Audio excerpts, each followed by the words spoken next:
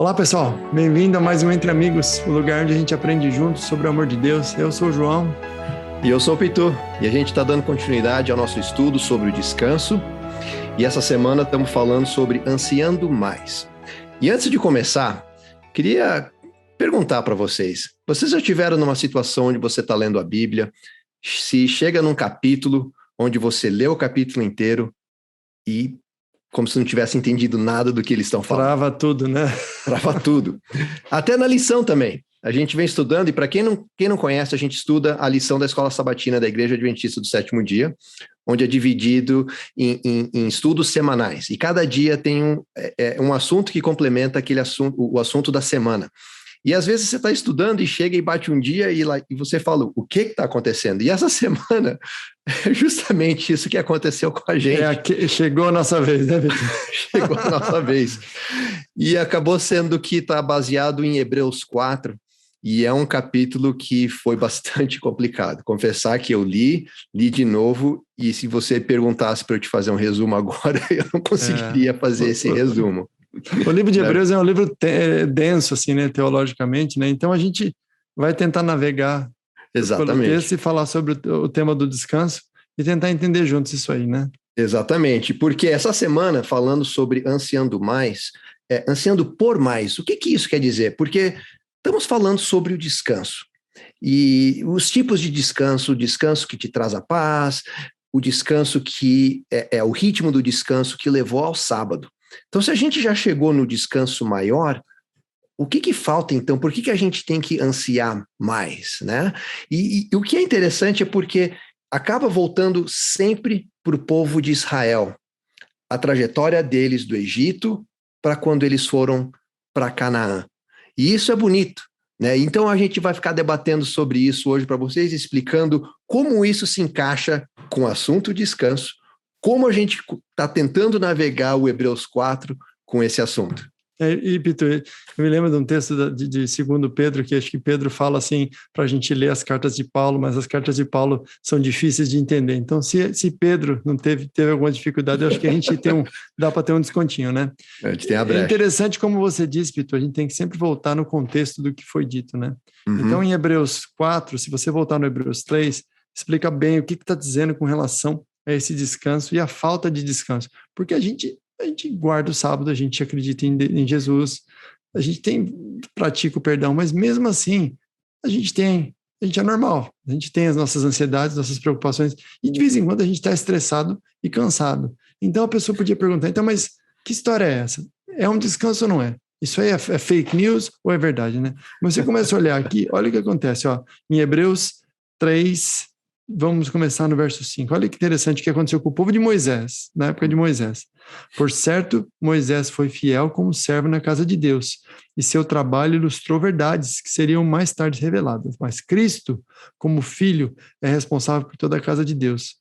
E nós somos a casa de Deus se nós mantivermos corajosos e firmes em esperança e glória. Então a gente tem que se manter firme nessa esperança de Jesus. Mas olha agora o que diz. Por isso, o Espírito Santo diz: hoje, se ouvirem a sua voz, não endureça o coração, como eles fizeram na rebelião. Eles quem? Moisés e o povo de Moisés no deserto, como você mencionou. Então, não endureça o coração como eles fizeram na rebelião, quando me puseram à prova no deserto. Ali, seus antepassados me tentaram e me puseram à prova, apesar de terem visto meus feitos durante 40 anos. Então, dá uma parada aqui para você ver. O pessoal tinha andado com Deus por 40 anos, eles tinham passado por coisas que a gente nunca passou. O mar sendo aberto, eles andando em água em terra seca, vendo aquelas 10 pragas, e eles não sendo atingidos. Quer dizer, eles tiveram episódios assim sobrenaturais que demonstraram a fidelidade de Deus. E ainda assim, eles caíram a ponto de endurecer o seu coração, da mesma forma que o faraó endureceu o coração, né? Uhum. Então, olha o que Deus diz depois disso. O Espírito Santo falando para as pessoas da época de Jesus isso. Isso é o Espírito Santo dizendo, verso 10. Por isso, fiquei irado com aquela geração do deserto, e disse: seu coração sempre se desvia de mim, vocês se recusam a andar em meus caminhos. Aí Deus disse: assim jurei em minha ira, jamais entrarei em meu descanso. Aí vale a pena a gente recapitular e ver o que aconteceu para desse fato, que é o quê? É aquela situação dos espias, né, Pitu, que você mencionou algumas semanas atrás, né? Isso, e o Velho Testamento é cheio de exemplos e simbolismos, repleto. E cada simbolismo tem um significado que leva a gente a entender melhor quando chega no Novo Testamento ou até nos dias de hoje, né? E toda a história do povo de Israel é como se fosse um modelo para a nossa caminhada direta com Cristo, porque eles estavam nas garras do Egito como escravos e foram libertados. Até a libertação ali, o simbolismo de ter o sangue, né, da 10ª praga, teve que colocar o sangue na porta, senão o primogênito seria morto, tem um significado. O fato de eles ter passado 40 anos no deserto tem um significado também importante, porque eles estavam indo para a terra prometida deles, igual nós que estamos vivendo nesse mundo agora, em busca da nossa terra prometida, da nossa Canaã celestial. E dentro dos 40 anos, eles tinham também várias regras e simbolismo. Uma delas, o próprio tabernáculo, que foi construído seguindo as regras que Deus mesmo mandou. E lembra, esses são simbolismo, e simbolismo é como se fosse uma maquete, um modelo de algo que é verdadeiro. Então, né, a gente pode ver uma maquete, tem vários museus que têm maquetes de cidades, ou para quem gosta de colecionar, né, faz aqueles modelos de tamanho em miniatura, mas tamanho, não é tamanho real, né, mas proporção real de carro, ou de trem, ou de navio. Só que essas maquetes, esses modelos, nunca são o original. Não são original, mas servem como um modelo para a gente olhar a beleza, até estudar, fazer testes para ver como é que vai se comportar na vida real, só que não é. E tem um exemplo agora que está acontecendo até em São Francisco, porque para quem conhece, São Francisco tem a Golden Gate, e eles fizeram uma maquete para colocar eram certos cabos para ajudar na sustentação da ponte, só que quando eles colocaram de verdade na ponte, o vento lá é tão forte que fica fazendo um barulho como se fosse assobiando e está incomodando a vizinhança, que na maquete não aconteceu. Então, o que aconteceu com o povo de Israel também é como se fosse uma maquete, todo um simbolismo que chama de o tipo, né, para a gente poder entender, analisar a nossa trajetória com a nossa vida cristã com Deus, para a gente ir na busca da Canaã celestial. E é isso que o sábado acaba tendo o significado também importante, porque o maná era um exemplo diário ou semanal, né, da dependência que tinha que ter o sábado, porque na sexta-feira vinha em dobro e no sábado não tinha. Né? Então ali estava mostrando diretamente o que eles tinham que fazer. Essas coisas são exemplos para a gente, né? Elas são situações reais que aconteceram no passado, mas viram exemplos para nós, né? E agora está começando, agora que você está falando, está começando a encaixar na minha cabeça por que a lição começa com esse texto de 1 Coríntios 10:6. Olha que interessante. Ora, essas coisas se tornaram exemplos para nós, a fim de que não cobicemos as coisas más, como eles cobiçaram. Eles quem? Essas pessoas do deserto que você falou, né?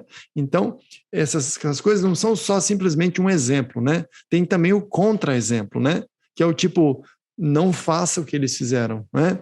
Então, aí o que acontece? A gente vai agora para Hebreus 4, a gente começa a entender melhor qual que é essa questão do descanso. Eu vou ler para a gente aqui, para a gente acompanhar, Hebreus 4:1, começando no 1. Assim, mais uma vez que permanece a promessa de que entraremos no descanso de Deus, devemos tomar cuidado para que nenhum de vocês pense que falhou. Então, é comum, né, Pitu? A gente, como é cristão, fala assim, mas eu estou fazendo tudo certo, Deus prometeu para mim que eu ia ter descanso e eu não estou tendo, o que está acontecendo? Né? É o que aconteceu com o pessoal da época de Moisés e Josué. Eles fizeram tudo certo na cabeça deles, mas eles foram infiéis em poucas coisas. Moisés mesmo, um episódio de infidelidade, ele não entrou na Terra Prometida, né? Então, isso aqui está dizendo para a pessoa de trás, para o pessoal da época de Moisés, e está dizendo para a gente também, para a gente tomar cuidado, para que a gente não pense que a gente falhou. Aí, continua no verso 2 aqui, ó, porque essas boas novas também nos foram anunciadas, como foi anunciada a eles, o pessoal do deserto. Mas essa mensagem de nada lhes valeu. Não valeu nada para eles, pois eles não a receberam com fé e não se uniram àqueles que ouviram. Ou seja, lembra da história, Pitu, dos espias? Quando os espias voltaram, os 2 espias que foram espiar Canaã, lembra? Você contou essa história umas 3, 4 semanas atrás. Sim. Eles vieram com um relato, lembra? a gente pode conquistar essa terra, mas não porque a gente é forte, eles são maiores que a gente, eles são mais armados, mas a gente pode confiar por quê? A gente pode conquistar por quê? Porque Deus estará com a gente. Então, pense, você acha que Josué e Caleb, quando proferiram essa mensagem, o povo recebeu essa mensagem com fé ou não foi sem fé? Não, foi completamente sem fé. Quiseram até matar os dois, né? Quiseram matar os dois. Lembra dessa história? Então, como você disse, isso é um exemplo para nós. Hoje em dia, entendeu? Se você está tendo uma dificuldade de seguir a Jesus, de perdoar o próximo, de amar os inimigos, e alguém chega para você e fala, Pitu, você tem que fazer isso porque Jesus fez. Muitas vezes a gente, na nossa natureza humana, a gente fica até bravo que alguém está apontando a gente para essas coisas, porque são alheias à nossa natureza. Então, Pitu, quando vemos que essa falta de fé que o povo passou na época do deserto, nós passamos hoje também, né? Agora, se continuarmos aqui olhando no verso 4 de Hebreus, vamos perceber que ele faz uma referência meio maluca, assim. Se você não entende o simbolismo da coisa, vai parecer que não tem nada a ver. Olha aqui, porque falou, jamais entrarão no meu descanso, embora suas obras estejam prontas desde a criação do mundo. Isso é Deus falando, né? Mas fala, mas se Deus prometeu que a gente ia ter descanso, se a gente prometeu, Deus prometeu que o povo da época de Moisés ia ter descanso, por que não temos, né? Aí diz aqui, ó, sabemos que essas obras estão prontas por causa da passagem que menciona o 7º dia. No 7º dia, Deus descansou de todo o seu trabalho. Então, o que diz aqui? Se você tem fé e se você persiste, da mesma forma que o sábado é uma certeza de que Deus criou o descanso, ele vai te dar descanso se você tem essa fé, né? Então, a dificuldade nossa hoje é o quê? É que a gente quer perseguir esse descanso por nós mesmos, né? Sim, exatamente. São essas as lições que a gente aprende com o povo de Israel, porque eles foram prometidos Canaã e eles tiveram Canaã. E quando entraram lá, eram para eles ter o descanso. Descanso de não ser mais os fugitivos do Egito, descanso de não estar mais no deserto, de ter finalmente encontrado a sua terra prometida. Só que eles não encontraram o descanso, porque eles não tiveram fé de continuar seguindo o plano de Deus. Então não é porque Deus prometeu e não cumpriu. Deus fez a sua parte. Mas lembra, né, para quem tem acompanhado com a gente, que a gente estudou sobre as alianças, são duas coisas que têm que acontecer ao mesmo tempo. Não é só uma das partes que mantém a sua promessa. E o povo, ele não manteve a fé e não conseguiu. E dessa forma, eles não conquistaram, então, a sua Canaã terrestre da forma que deveriam. E o que a gente aprende com isso é que a gente não pode ser como eles, cair e deixar de ter fé, porque senão a gente não vai conquistar a nossa Canaã celestial. E é isso que Hebreus 4 acaba falando, porque ele faz referência bastante ao sábado, que lembrando de novo de que sábado é o dia de descanso, o sábado que Deus abençoou, e é o dia que é o simbolismo que a gente traz, que a gente leva. Né, para a gente poder finalmente conseguir, né, ir para a nossa Canaã celestial. Amém. E o sábado é o quê? É aquele lembrete de que Deus nunca desiste da gente. Ele criou o mundo de um jeito que não importa o que você fez durante a semana, o sábado sempre vai chegar. Isso vai ser para você um lembrete que você vai ter sempre uma chance nova de recomeçar e Deus nunca vai desistir de você, né? E de mim. Então, mesmo numa semana como essa, né, Pitu? Com um texto desafiador desse, a gente tem a certeza, né? De que Deus tem uma mensagem para nós hoje, na Bíblia. E vão ter dias que vai ser mais difícil de entender. Vão ter dias que vão ser menos difícil, mais fácil. Mas é que nem quando você está conversando com seu pai ou com seu chefe. Tem horas que é uma conversa fácil, mas tem hora que seu pai está lá na frente, seu chefe está lá na frente, ele sabe coisas que você não sabe. Então, para lembrar para os nossos ouvintes que não tem como você entender a Bíblia se você não orar primeiro.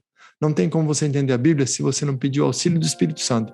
Porque isso aqui é um texto espiritual, não é um texto didático, não é um manual para você dirigir um carro, esse é um texto que precisa ser discernido espiritualmente. Então, quando a gente vem aqui falar com vocês, é muito humildemente, tentando, né, discernir uma coisa ou outra que o Espírito nos impressionou, mas a gente tem que lembrar sempre da importância da oração e de convidar o Espírito Santo, porque nós acreditamos que esse texto é inspirado por Deus, né, e é inspirado para a salvação, e foi o Espírito Santo que, ao longo de 1.600 anos, inspirou homens a escrever, né?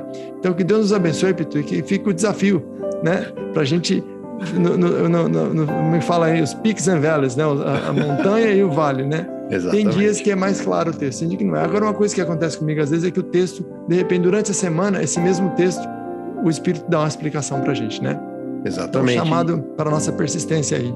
E não é só às vezes durante a semana. Né? O que a gente leu hoje, de repente daqui 2, 3 semanas, 2, 3 meses, a gente está estudando um outro assunto e fala, agora está encaixando. Né? Então essa semana, como você falou, não foi uma das semanas mais fáceis para nós, mas a gente espera que vocês tenham pelo menos compreendido o que para nós essa semana representou, estudando Hebreus 4, estudando sobre o descanso, porque é um assunto maravilhoso. E no final das contas, o que a gente quer, o que a gente está esperando é a segunda vinda. Nós todos queremos ir a Canaã Celestial e espero que um dia todos estejamos lá. Amém. Vamos orar então, João? Vamos orar, vamos. Querido Senhor, obrigado por esse dia, pelo privilégio de ter a sua palavra, Senhor, a sua santa vontade escrita para nós, traduzida no nosso idioma. Muitas vezes a gente tem dificuldade de aprender, a gente nossa mente está distraída com outras coisas, ou às vezes o texto é difícil, mas eu peço a bênção da sua presença, a bênção do seu Espírito, para guiar não só o Pitu e a mim, mas todos os ouvintes, todas as pessoas que são sinceras, Pai, que querem aprender a sua vontade, querem conhecer mais sobre o seu amor, o Senhor possa iluminá-los e que eles possam reconhecer na Bíblia a simplicidade do seu amor, Pai. Mesmo nos textos difíceis, que a gente possa encontrar esperança de que o Senhor vai fazer nova todas as coisas, o Senhor vai nos guiar nos caminhos da verdade e o Senhor sempre vai estar conosco. O Senhor possa abençoar cada um dos ouvintes que participaram desse estudo com a gente e que a gente possa se encontrar contigo de novo semana que vem aqui. Em nome de Jesus, amém. Amém.